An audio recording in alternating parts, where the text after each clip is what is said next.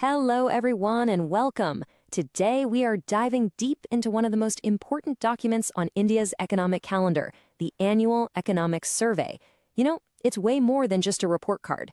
Think of it as the blueprint for where the world's fastest-growing major economy is planning to go next.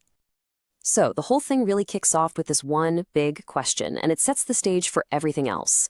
In a pretty chaotic and unpredictable world, just how strong is the Indian economy right now, and where is it headed? Let's find out together. All right, so what exactly is this document? Well, you can think of it as the Finance Ministry's official checkup on the economy's health over the past year. But what's really crucial is its timing. It drops right before the union budget, giving all of us a sneak peek into the government's economic thinking and what policies might be just around the corner. It's a pretty big deal. In this explainer, we're going to focus on three big themes from the survey. First, we'll look at the growth forecast, which is, well, it's impressive. Second, we'll talk about the key reforms that are needed to keep that growth going. And third, we'll explore this really fascinating new long-term vision for India's place in the world. So here's our game plan. We'll start with a quick snapshot of the economy, then get into the government's financial strategy. After that, we'll look at the engines of growth, how we're investing in people, and the big challenges ahead. All of which builds up to a major strategic shift. All right, let's start with a 30,000-foot view. In a world that feels pretty uncertain, how is India's economy actually doing? Okay, let's talk numbers, because this first one is a real headline grabber. The survey is projecting real GDP growth somewhere in the ballpark of 6.8 to 7.2% for the next fiscal year. Now, you have to understand, in the kind of world we're living in right now, that's not just good growth. No, that's a seriously powerful signal that the Indian economy has some real momentum behind it. And this chart just puts it all into perspective, doesn't it? While the global economy is kind of chugging along at about 3.1%, India is on track to grow more than twice as fast. It really stands out as a bright spot in a pretty murky global picture. And this right here is a really important shift in thinking. The whole strategy is moving on from just bouncing back after the pandemic. The new goal, the new ambition, is to push through reforms that actually lift India's potential for growth in the long run.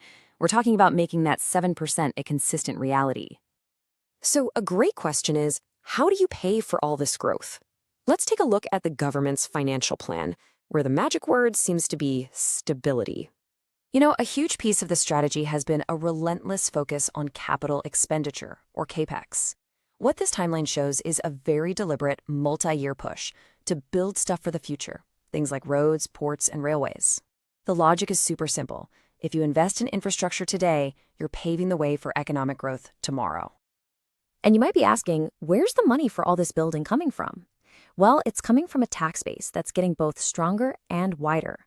You can see revenue as a slice of the GDP is up, and the number of people filing income tax returns has jumped to 9.2 crore. That's a great sign that more of the economy is becoming formalized. Now, looking ahead, the survey also floats a pretty big idea, a major simplification of the GST system. The goal would be to move to a much cleaner three-rate structure. This wouldn't just make life easier for businesses, it could also give a nice little boost to consumption by cutting down on all the complexity.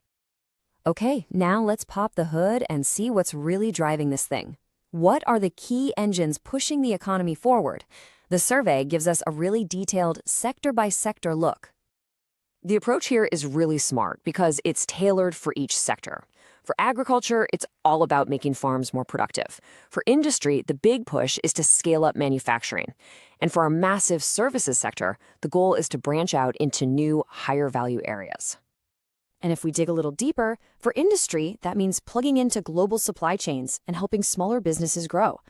For services, it's about doubling down on our IT strengths while also pushing into new areas like tourism. And of course, making the most of our incredible digital public infrastructure. But of course, an economy isn't just a bunch of numbers on a spreadsheet, right? It's about people. So what's the game plan for investing in our human capital and building up our capacity for the future? Now, this is some seriously good news right here. Just look at the massive jump in learning outcomes for our youngest students in just a few years. Getting these fundamentals right is absolutely critical because today's third graders are tomorrow's engineers and entrepreneurs. But the survey doesn't shy away from the challenges, and I think that's important. While kids are learning more, the overall employability rate is still just over 56%. And what that tells us is that there's a big gap, a skill mismatch between what our education system is teaching and what the modern job market actually needs. A smart plan always has one eye on the future, and the survey does exactly that, taking a hard look at two of the biggest game changers for the next decade: climate change and, you guessed it, artificial intelligence. Now, on AI, the survey doesn't pretend to have all the answers. Instead, it does something really useful. It lays out the big choices India has to make. For instance, do we go for massive, centralized data centers or smaller local computing? Do we favor closed, proprietary AI models or open source ones? These are the kinds of trade-offs that are going to decide how we create and capture value from AI right here at home. And all of this brings us to what I think is the most powerful, big-picture idea in the whole survey. It's about a fundamental change in how India sees its role in the world. See, up until now, a lot of the focus has been on what's called strategic resilience. You can think of this as building economic shock absorbers, basically creating buffers and defenses so that when a global crisis hits, like a pandemic or a war, we can handle it.